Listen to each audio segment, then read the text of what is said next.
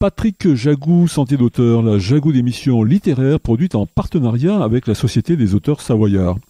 Aujourd'hui, j'ai le plaisir d'accueillir Dominique Jean-Jean. Dominique Jean-Jean, où êtes-vous né, êtes-vous savoyard? Je ne suis pas né en Savoie. Je suis né à Metz, en Lorraine, mais j'habite le Dauphiné à la Savoie depuis plus de 50 ans. Dominique Jean-Jean, vous écrivez, à part écrire, que faites-vous dans la vie? J'ai la chance, depuis peu, de ne faire qu'écrire. Précédemment, j'ai occupé différentes occupations qui m'ont ou distrait ou nourri, ou les deux, avec toujours en toile de fond l'espace possible de l'écriture. J'ai commencé mon activité professionnelle comme enseignant généraliste en Maurienne, donc en Savoie. J'avais 25 ou 27 ans.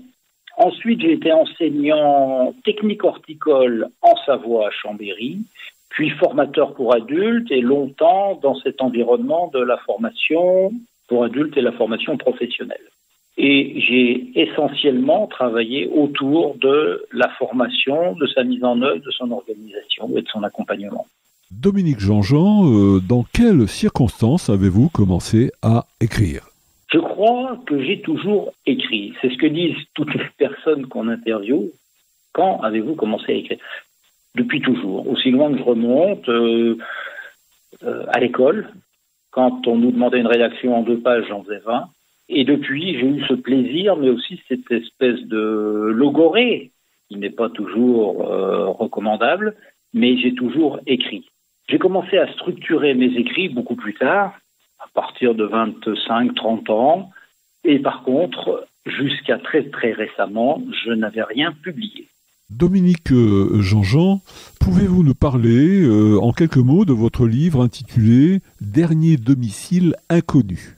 Ah, Dernier domicile inconnu, c'est certainement actuellement le manuscrit qui me tient le plus à cœur et que je suis particulièrement heureux d'avoir pu produire, entre guillemets, de mon vivant, dans la mesure où il aborde des sujets éthiques, presque philosophiques, qui m'ont traversé pendant des décennies.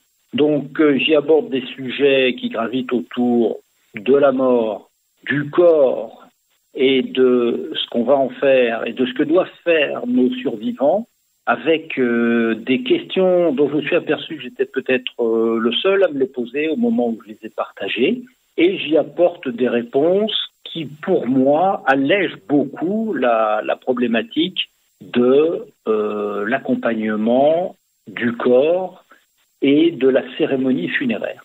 Dominique Jean-Jean, ces questions autour du corps et de la mort, elles sont venues parce que vous avez été confronté à des deuils qui vous ont marqué? Sans aucun doute, oui, comme tout un chacun. La perte de grands-parents, la perte d'amis, la perte d'un cousin proche amène à réfléchir sur le sens de la vie, sur ce qu'il peut y avoir après, mais c'est pas le sujet du livre, ce qu'il peut y avoir après. Ma problématique était vraiment centrée sur comment se préparer, comment être prêt à chaque instant à disparaître, n'importe quand, et surtout, qu'est-ce qu'on laisse de soi-même comme charge matérielle aux autres qui auront à ranger tout ce qu'on a laissé. On est dans une problématique très matérielle, entre guillemets. J'entends les préparatifs de ce qu'on laisse derrière nous au niveau matériel. Par contre, se préparer à la mort, ça c'est plutôt du domaine de l'esprit.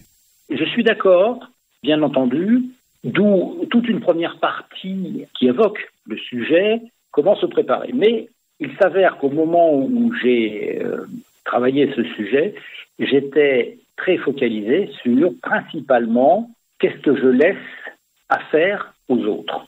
Peut-être aussi parce que j'ai eu à accompagner mes parents et que j'anticipais ce que j'allais devoir faire une fois qu'ils seraient partis. Et ça s'est passé comme vous aviez prévu? Absolument pas. C'est ce qui est assez amusant et finalement humoristique dans ce livre, et c'est un petit peu l'objet des dernières pages.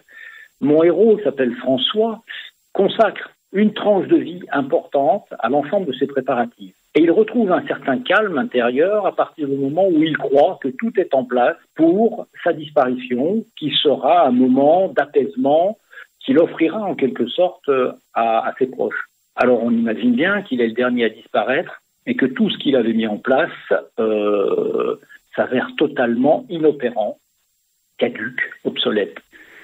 C'est aussi un clin d'œil que je fais à cette posture qui, pour le coup, par moments peut sembler un petit peu folle. Chers auditeurs, nous parlions aujourd'hui de l'ouvrage de Dominique Jean-Jean intitulé « Dernier domicile inconnu », publié aux éditions TOT. Dominique Jean-Jean, je vous remercie. Voilà, Sentier d'auteur, c'est fini pour aujourd'hui. À revoir les amis et à la semaine prochaine si ça vous dit.